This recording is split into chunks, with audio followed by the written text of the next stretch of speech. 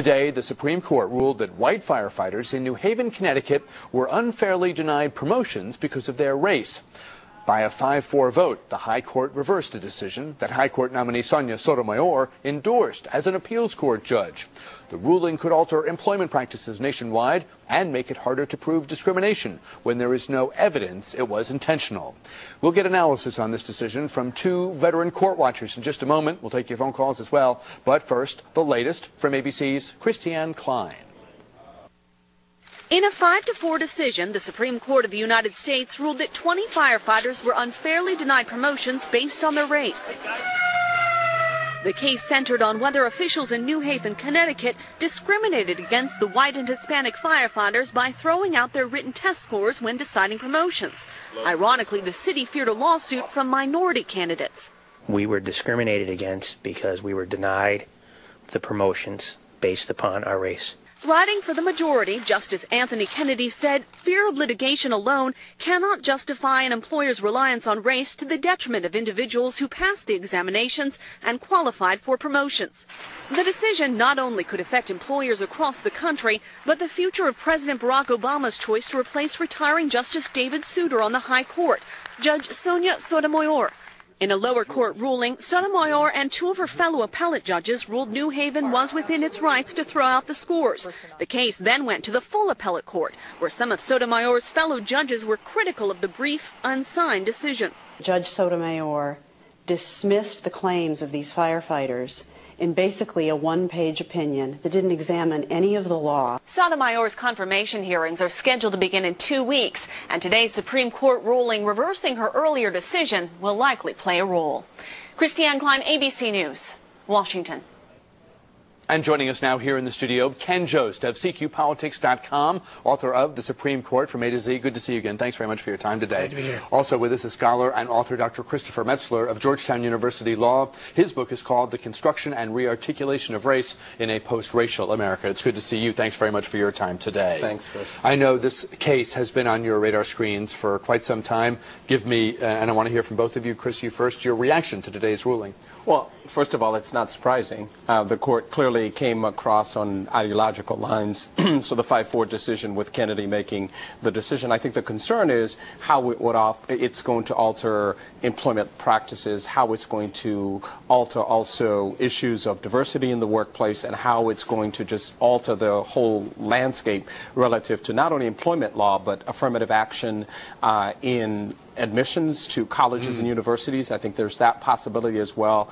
So I think it really opens up the whole landscape, and I really think that it tips the Roberts Court hand on the issue of race. Tips it in... Well, I think the Roberts Court is very clear that it's going to require a high level of scrutiny to allow any decision that's race-based, and I think employers and others are going to be very concerned, particularly government employers, as we have in this particular case. Ken, what was your read on it? What was your reaction? Well, I think it bears stressing that this affects employers, both public and private. Business groups told the Supreme Court, look, we worry that we might get sued either way, sued by whites if we don't make race-based decisions, sued by blacks if we do, or sorry, vice versa. And the Supreme Court, Kennedy's opinion, tries to set a rule that you can't make a race-based decision unless you have strong basis to fear that you'd be guilty of discrimination if you didn't. And the minority says that's too vague a standard. Employers are still going to be damned if you do and damned if you don't.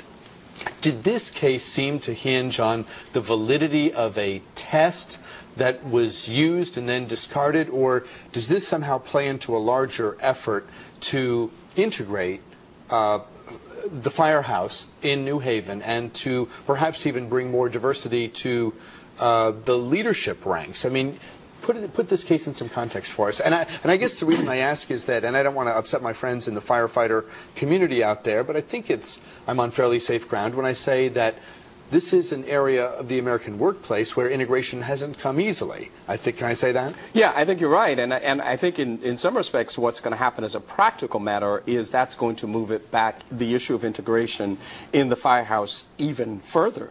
Because I think when you look at the issue of promotions, first of all, if we look at the firefighting culture, we understand that that has started as a volunteer firehouse. This was passed on from son to father, etc. So there is that culture. And the court's decision... Let me translate. Whites keeping it among themselves? Oh, absolutely. White men keeping it among themselves. I mean, we saw the issue when women were trying to get into the firehouse as well. So I don't think that this decision helps that at all. And in some respects, I think it pushes it back even further, because the fact of the matter is, if you look at the ranks of most fire departments, it is predominantly white and it's predominantly male. And this decision, I think, really is going to ensure that that continues in many respects. In answer to your question, is this about the validity of a test or about the culture? Answer both. Absolutely. Okay. The culture in the New Haven Fire Department, predominantly white. As of today, 1 out of 21 captains African American in a city that is 40% African American. The validity of the test is at issue. The test included, was to be scored 60% written, 40% oral. That was part of a union contract negotiated 20 years ago when the fire department was almost all white. And the majority takes that as a given and says, then it's a valid test. The dissent says a better test would have been more highly weighted on the oral part, and that might have resulted in different high scorers. I mean, is a written exam one where you got the answer right or you got it wrong, there's less gray area, less leeway, and if it's verbal, if it's based on answers presented in a question and answer conversation format, there's more opportunity for me to say, you know what, loved your answer, you not so much, that kind of thing? Yeah, and I think in this case there were 100 multiple choice questions that they had to answer. And the issue with particularly interviews is there's only so much that, this 100 multiple choice tests are going to be able to tell me about the culture of firefighting and whether or not this is this is really going to make us better captains or lieutenants or any of those kinds of things. So yeah, the validity of the test is certainly at issue, and I think the validity of the test, at least as the majority saw it, was such that it now continues to keep the department predominantly white and predominantly male. I don't think that there's any question about that. I think people see that as a vindication in some respect.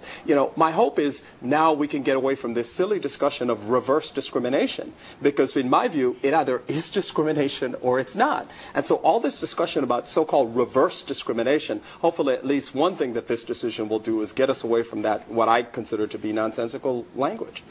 The difficulty with the public relations aspect of this case is that the plaintiffs who did well and didn't get qualified for promotions that they thought they had won are all identified. We got 19 names, including Frank Ritchie, who's this very sympathetic plaintiff.